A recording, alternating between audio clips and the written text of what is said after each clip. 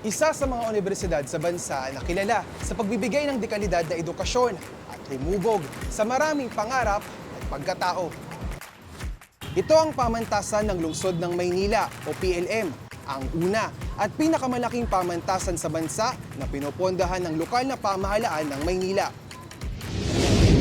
Nagsimula lang sa mahigit 500 mag-aaral noong 1965. Kasunod ang pagkatatag nito sa bisa ng Republic Act 4196. Ngayon, mayroon ng higit 10,000 estudyante. Bukod sa lokasyon nito sa loob ng makasaysayang Intramuros, makasaysayan din ang kontribusyon nito sa paghubog ng mga profesional sa iba't ibang larangan. Makikita ito sa matataas na passing rate kada taon. Katunayan, ipinamalas nito ang husay at galing ng kanilang mga mag-aaral sa kakatapos lang na Chemical Technician Licensure Examination kung saan nakakuha ito ng 100% passing rate at may naitala pang top-notcher. Umabot naman ng 91.11% ang kanilang passing rate sa Chemist Computer-Based Licensure Exam.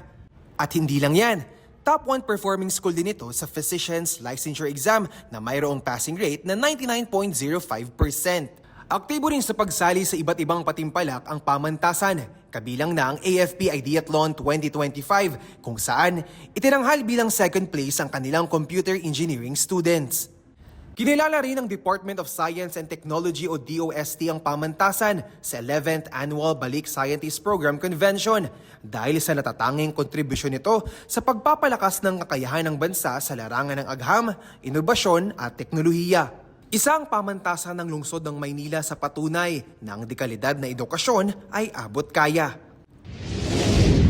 Ang tagumpay ng mga mag-aaral ay siya ring tagumpay ng paaralan at isang pamantasan ng lungsod ng Maynila sa patunay na kapag binigyan ng sapat na suporta ang mga kabataan, paniguradong makakamit natin ang magandang kinabukasan.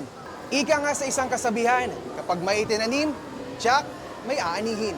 Mula dito sa pamantasan ng lungsod ng Maynila, JB Piedragosa, Congress TV.